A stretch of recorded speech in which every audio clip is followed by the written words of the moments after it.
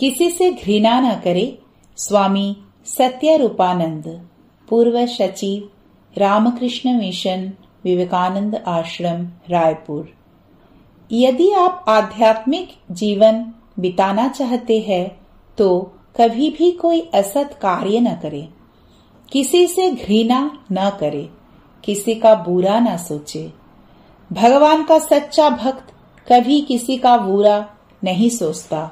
भगवान का सच्चा भक्त उदासीन हो जाता है, वह किसी से शत्रुता नहीं करता। ये सच्चे भक्त के लक्षण हैं। जिनका मन स्वस्थ है वे सर्वदा आनंद में रहते हैं।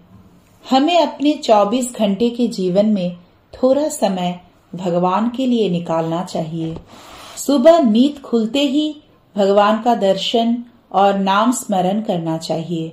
पूरे दिन सत चिंतन में लगे रहे, इसके लिए भगवान से प्रार्थना करनी चाहिए। भगवान के नाम और दर्शन करके ही दिन का प्रारंभ करें। सोने के पहले भी भगवान से प्रार्थना करें। भगवान का नाम लेने के लिए कोई नियम नहीं है। भगवान का नाम हर अवस्था में लिया जा सकता है। दिन के सभी कार्यों को ठाकुर जी को अर्पित करें। हमें ऐसा नियम बना लेना चाहिए, सब कुछ भगवान का ही है, उनको ही सब समर्पित करें। प्रत्येक कर्म समर्पण के भाव से करें।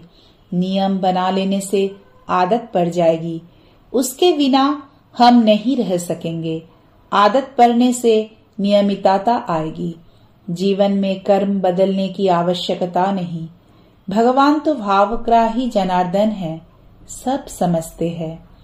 जब आप मिलकर चर्चा करते हैं तो परमार्थ की चर्चा कीजिए, भगवान की चर्चा कीजिए।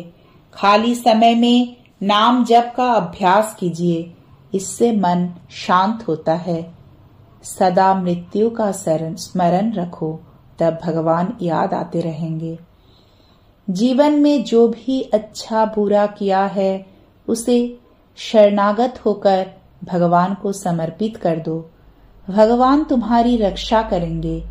मन में ऐसा भाव रखो कि सब कुछ समर्पण भाव से प्रभु प्रीत्यर्थ कर रहे हो। जीवन में जो कुछ होगा वह भगवान की इच्छा से होगा।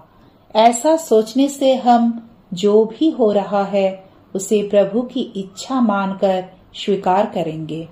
हमें ऐसा लगेगा कि सदा ईश्वर हमारे साथ है। हम सब काम प्रभु प्रीत्यर्थक ही कर रहे हैं, ऐसा सोचना ही चाहिए। संसार के हर कार्य के पीछे ईश्वर का अस्तित्व है। हमें ईश्वर सानिध्य का सतत अभ्यास करना चाहिए। ईश्वर की अनुभूति इस मानव देह में होती है।